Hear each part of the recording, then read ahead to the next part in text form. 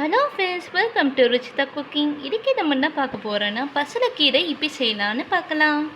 எங்கள் வீட்டு மாடி தோட்டத்தில் வளர்ந்த பசலைக்கீரை கரையல் பார்த்துடலாமா?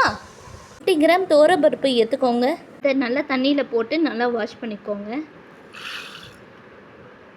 வாஷ் பண்ண பருப்பை குக்கரில் போட்டுக்கோங்க.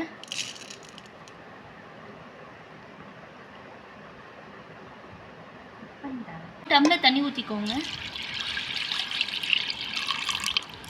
வெங்காயம் போட்டுக்கலாம். மஞ்சத்தூள் ஆட் பண்ணிக்கலாம்.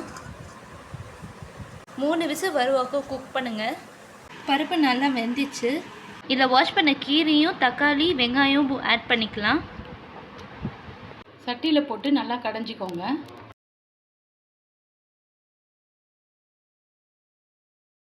சுண்டைக்காய் காரக்குழம்பு செய்யலாமா? சுண்டைக்காய் நல்லா தட்டிக்கோங்க.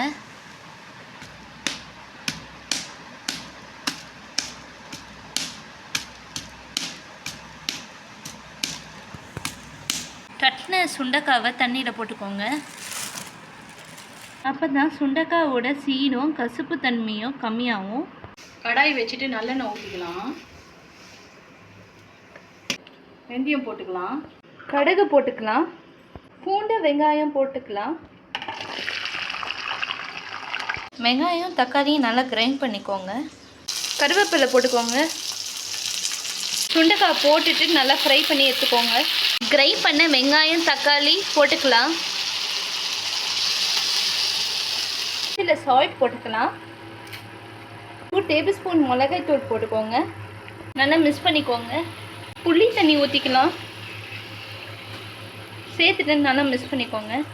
க்ளோஸ் பண்ணிவிட்டு 15 மினிட்ஸ் குக் பண்ணுங்கள். காரக்குழம்பு ரெடி ஆயிடுச்சு. இப்போ கொத்தமல்லி போட்டு இறக்கிடுங்க.